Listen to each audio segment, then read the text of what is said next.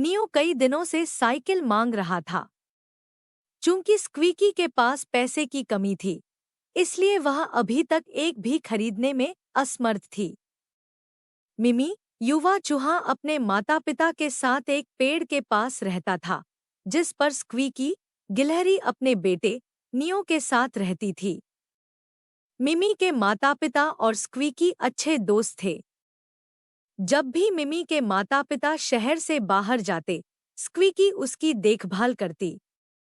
वह मिमी को बेटे की तरह प्यार करती थी। एक दिन जब स्क्वीकी बाजार से घर लौट रही थी तो रास्ते में उसकी नज़र मिमी पर पड़ी। अरे मिमी, क्या आप कृपया बैग को मेरे घर तक ले जाने में मदद कर सकते हैं? स्क्वीकी ने पूछा। मुझे क्षमा करें, आंटी। मेरे पेट में बहुत तेज दर्द हो रहा है। कृपया किसी और से पूछें, मिमी ने कहा और भाग गई। कितनी अजीब बात है। उसके पेट में दर्द है और फिर भी वह इतनी तेज दौड़ सकता है, चीखती हुई मन ही मन सोचा। घर पहुंचने के बाद स्क्वीकी ने बैग अपने बेटे नियो को सौंप दिया और उससे सामान अपनी जगह पर रखने का अनुरोध किया। माँ, मुझे आशा है कि आपको मेरे लिए साइकिल खरीदने का अपना वादा याद होगा, नियो ने शेल्फ पर सामान व्यवस्थित करते हुए कहा। हाँ, मुझे याद है। मैं जल्द ही आपके लिए एक खरीदूंगा, स्क्वीकी ने आश्वासन दिया। नियो कई दिनों से साइकिल मांग रहा था। चूंकि स्क्वीकी के पास पैसे की कमी थी, इसलिए वह अभी तक एक भी खरीदने में असमर्थ थी। एक शाम मिमी अपने घर के बाहर साइकिल चला रही थी। मिमी, क्या मैं कुछ देर के लिए आपकी साइकिल चला सकता हूँ? नियो से अनुरोध किया। यदि आप साइकिल चलाना चाहते हैं, तो आप साइकिल क्यों नहीं खरीद लेते? मिमी ने कहा और चली गई। स्क्वीकी ने उन दोनों को बात करते हुए सुना। नियो के पास गया और समझाया, मिमी की साइकिल तुम्हारे लिए बहुत बड़ी है।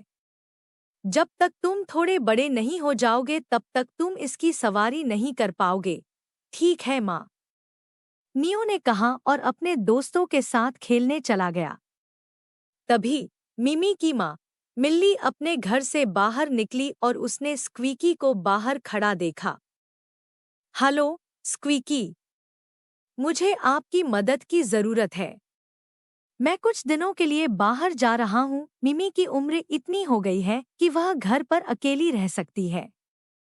लेकिन अगर कुछ सामने आता है और मैं आपको फ़ोन करता हूँ, तो क्या आप उसकी जांच कर पाएंगे? मिल्ली ने पूछा। बेशक मिल्ली, चिंता मत करो, मैं उस पर नज़र रखूंगा, स्क्वीकी ने आश्वासन दिया। मिल्ली के जाने के कुछ दिन बाद मिमी बीमार पड़ गई। मिल्ली ने तुरंत स्क्वीकी को फ़ोन किया और उससे मिमी को डॉक्टर के पास ले जाने का अनुरोध किया, क्योंकि उसे वापस आने में 2 दिन और लगेंगे। स्क्वीकी मिमी के घर पहुंची और डॉक्टर को बुलाया। डॉक्टर पहुंचे और मिमी की जांच की। डॉक्टर ने कुछ दवाइयां दी और उन्हें अच्छे से आराम करने की सलाह दी। स्क्वीकी मिमी को अकेला नहीं छोड़ना चाहती थी, इसलिए वह उसे अपने घर ले आई। वह उसे बताई गई दवाएं देकर और उसके पसंदीदा व्यंजन पकाकर उसका बहुत ख्याल रखती थी। जब मिमी ने देखा कि कैसे स्क्वीकी बदले में कुछ भी उम्मीद किए बिना उसकी देखभाल करता है, तो उसे शर्म महसूस हुई। मिमी ने स्क्वीकी से माफ़ी मांगी। उस दिन मैं आपका बैग नहीं ले जाना चाहता था, इसलिए मैंने पेट दर्द होने के बारे में झूठ बोला। मैंने नियो को अपनी साइकिल भी नहीं चलाने दी, लेकिन तुम अब भी मुझसे प्यार करते हो और मेरा बहुत ख्याल रखते हो। मुझे सचमुच बहुत खेद है। आंटी, उन्होंने कहा। आपको माफ़ी मांगने की ज़रूरत नहीं है, मिमी।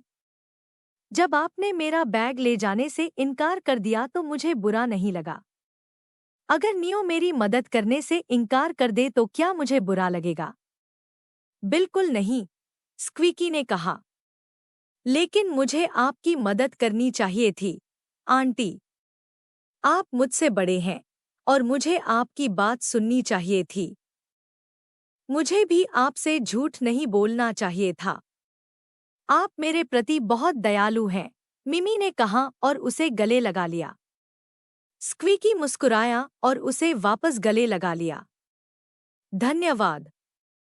कृपया अधिक प्रेरक, प्रेरणादायक, शैक्षिक और नैतिक कहानियों के लिए हमारे चैनल को सब्सक्राइब करें।